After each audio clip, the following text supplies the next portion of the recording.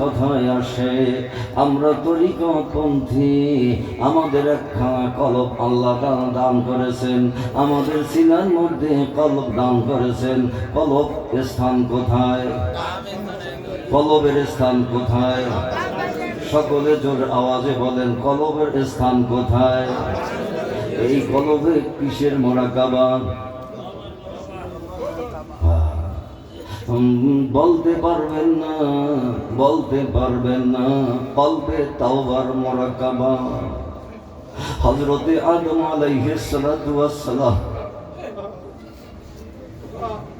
300 অথবা 350 বছর কেঁদেছিলেন, কিন্তু আল্লাহর কাছে ফরিয়াদ কবুল হয় নাই। যেই পর্যন্ত আমার নবী রাহমাতুল লিল আলামিনের ওসিলা দিয়ে আল্লাহর কাছে বলছে, বলতে দেরি হয় নাই, আল্লাহ তাআলার পক্ষ থেকে শুভ সংবাদ এসেছে। আদমে এতদিন কইছিলাম, এতদিন আমার হাবিবের উসিলা দিয়ে কাঁদতে পারলা না, এত বছর কান্না কাটি করতে হইতো না যদি আমার হাবিবের উসিলা দিয়ে বলতাম। আমি আব্দুর রহমান বলি না, আল্লাহ তাআলা বলেন ওসিলা দিতে হবে কার? নবী মুস্তাফার। আল্লাহুম্মা সাল্লি আলা সাইয়্যিদিনা মাওলানা মুহাম্মদ ওয়া আলা আলি সাইয়্যিদিনা।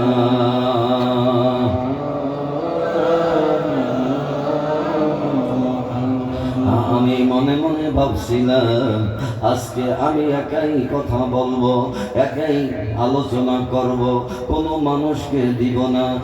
এই জন্য নিয়ত করেছিলাম ইলমে মারিফাতের কথা আলোচনা করার ইচ্ছা ছিল, ইলমে শরীয়তের আলোচনা করার ইচ্ছা ছিল। এখন তো আলোচনা নয়, এখন হলো মুরাকাবা। সাহায্যর পরে আমরা এখন দুনিয়ার থেকে বিদায় নিতে হবে। আমরা বিদায় নিব আজকে আমি, কালকে আপনি, পরশুদিন আপনি, আরেকজন, এমনিভাবে এক এক করে বিদায় নিতে হবে। আমরা বিদায় নিব মৌতের মাধ্যমে, মৌতের মাধ্যমে, মৌতের মাধ্যমে, মৌতের মাধ্যমে। মৌত কি সত্য না মিথ্যা? মৌত সত্য না মিথ্যা? মৌতের কষ্ট সত্য না মিথ্যা? ওই মৌত আসবে, আমার দয়ালু আল্লাহ আমাদেরকে স্মরণ করে দিতেছেন। ও বান্দারা, সর্বপ্রথম তার হাবিবকে বলতেছেন, ও হাবিব, আপনি আপনার উম্মতদেরকে, আমার বান্দাদেরকে বলেন দেন, কুল ইন্নাল মাউতাল্লাযী তাফিরুনা মিনহু ফাইন্নাহু মুলাকীকুম। মাউত আসবে, এটা সত্য না মিথ্যা? মৌত আসবে, সত্য না মিথ্যা? তাহলে আপনি আমি সকলে মৃত্যুবরণ করব, সকলে ইন্তেকাল করব। মৃত্যুর আযাব, মৃত্যুর কষ্ট সত্য না মিথ্যা? সত্য।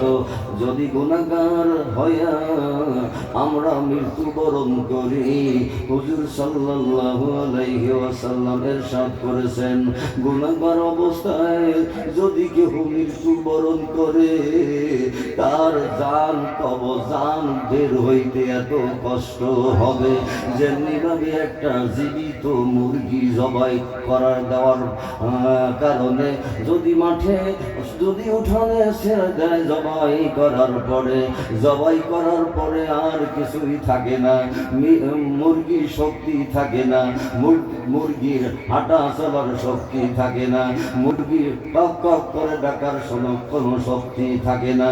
আমার দয়ালু নবী রাহমাতুল লিল আলামিনের হাদিস শরীফের উদাহরণের মাধ্যমে এই কথাগুলো বোঝানো হয়েছে। একটা জীবন্ত মুরগি জবাই দিলে পরে মাঠে উঠানে যদি ছেড়ে দেওয়া হয়, তাহলে লাফালাফি করে সটপট করে, ও উম্মতরে, যদি তুমি গুনাহগার অবস্থায় মারা যাও, তার থেকে 70 গুণ বেশি হবে মৌতের কষ্ট।